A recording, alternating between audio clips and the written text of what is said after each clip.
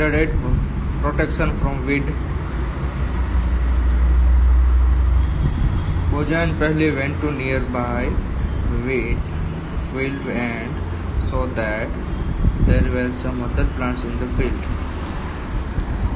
बोजोर उसने देखा कि फील्ड के अंदर कुछ अदर प्लांट्स भी है, तो उसका क्या करे. In a field, many other undesirable plants may grow naturally along with the crop. The undesirable plants are called weed. जो भी प्लांट है हमारा मेन क्रॉप है, उसके सिवाय जो दूसरा प्लांट ग्रो हुआ है इसे बोलते हैं weeds. The removal of weeds is called weeding. Weeding is necessary since weeds compete with the crop plants for water, nutrition, space and light. Thus they affect the growth of the crop. Some weeds infect even in harvesting and may be poisonous for animal and human beings. क्या है जो process है weed की उसे बोलते हैं weeding. तो कहाँ से वो क्रॉप है वो ग्रो कैसे होता है, तो जो हमारा मेन क्रॉप है उसके अंदर के जब वाटर न्यूट्रिशन वो सब देते हैं तो उसके अंदर से वो वाटर और न्यूट्रिशन ले लेता है. तो उससे क्या होगा, तो जो हमारा मेन क्रॉप है उसको जो न्यूट्रिशन देते हैं उसके हिसाब से तो वो मेन क्रॉप को कम पड़ेगा. इसलिए इसको हार्वेस्ट करना बहुत ज़रूरी होता है. Some weeds are poisonous for animal and human beings. So farmers adopt many ways to remove weed and control their growth. Tilling before sowing the crop helps in uprooting and killing of weeds, which may then dry up and get mixed with the soil. The best time for the removal of weed is before they produce flower and seeds. तो weed को remove करने के सबसे सही time कौन सा है कि जब हमारा मेन क्रॉप है वो फ्लावरिंग के टाइम फ्लावर देने वाला है उससे पहले वीड को हमें ले लेना चाहिए, मतलब कि हार्वेस्ट कर देना चाहिए. क्यों? क्योंकि जो फ्लावरिंग की प्रोसेस है उसके अंदर वो न्यूट्रिशन और वाटर वो सही मात्रा के अंदर चाहिए. जो सही मात्रा के अंदर हम नहीं दे पाएंगे, हमने तो दिया होगा बट ये वीट है तो वो उसके अंदर से एब्जॉर्ब कर लेगा, तो हमारा जो मेन क्रॉप है उसको न्यूट्रिशन हम नहीं दे पाएंगे. इसलिए हमारी जो फ्लावरिंग की प्रोसेस है वो सही नहीं होगी. uprooting and cutting them close to ground from them time to time. तो इसीलिए इसको टाइम टू टाइम हमें निकाल देना चाहिए. This is done with the help of khurpi. A seed drill is also using uprooting weeds. खुरपी मतलब जो हम दांत टेढ़ा बोलते हैं वो. Weeds are also controlled by using contain chemicals called weedicides. तो ये जो केमिकल आता है वीडिसाइड्स का उससे भी हम उसको रिमूव कर सकते हैं. Like 2 or 4 days they are spraying to the field to kill the weeds. They do not damage the crop. वो क्रॉप को डैमेज नहीं करता है. The weedicides are dilute with water to the extent required and spray there in the field with a sprayer. As already mentioned, the weedicides are sprayed during the vegetative growth of weeds before flowering and seed formation. Spraying of weedicide may affect the health of the farmer. वो farmer के health को नुकसान करता है. So they should use this chemical very carefully. इसलिए इसको carefully हमें use करना चाहिए. They should cover their nose and mouth with a piece of cloth during spraying of the chemical. तो हमें मुंह के ऊपर और नाक के ऊपर कपड़ा बांध लेना चाहिए जब हम इस केमिकल को स्प्रे करें. Next topic is harvesting.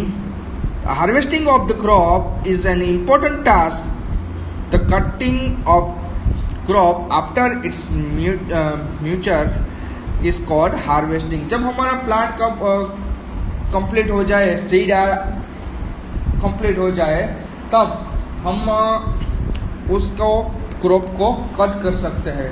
Cut करके हम उसका सीड है उसको निकाल देंगे और इस प्रोसेस को बोलते हैं harvesting. In harvesting, crop are pulled out and cut close to the ground. It's usually take 3 or 4 months for current crops and crop to mature. Mature होने के लिए क्रॉप को 3 से 4 महीने लगेंगे. Harvesting in our country is either done manually by sickles, मतलब कि दांतेड़ जिसे हम बोलते हैं, और by machine is called harvester. जो गेहूं मतलब कि वीट को निकालने के लिए जो बड़ी मशीनरी आती है उसे बोलते हैं harvester. In the harvested crop the grain seed need to be spread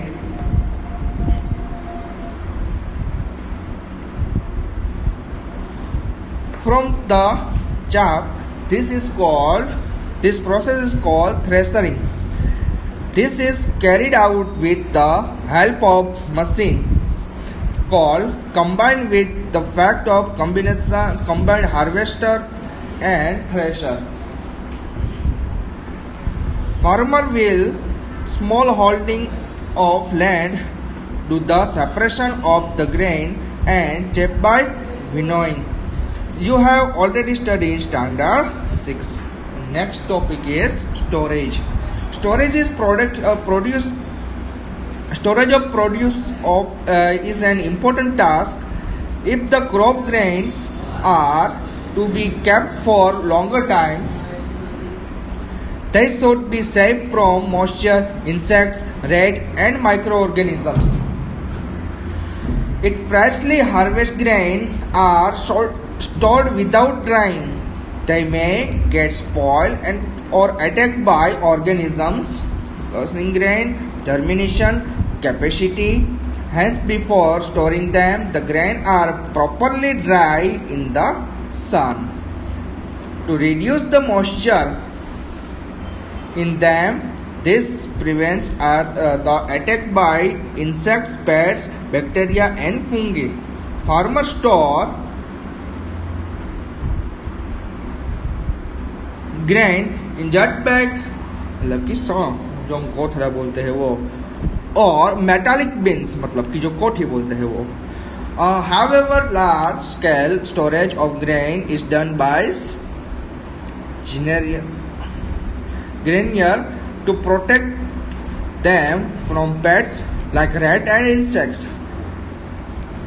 Dried neem leaves, उसके अंदर ड्राई नीम लीव्स भी डालते हैं, are used for storing food grain at home.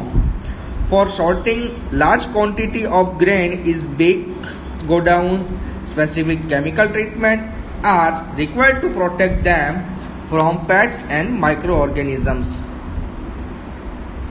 After the completing this table, ये है इसके अंदर फूड और उसके अंदर से कौन से एनिमल से बनता है वो.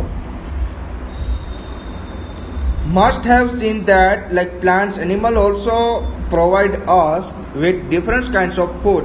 Many people living in the coastal area consume fish and a major part of their diet.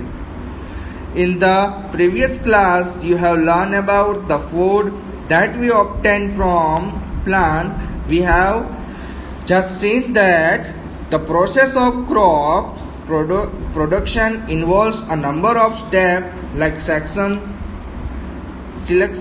of seed, sowing, etc. Similarly, animal reared at home or in farm have to be provided with proper food, shelter and care. When this is done on a large scale, it's called animal husbandry.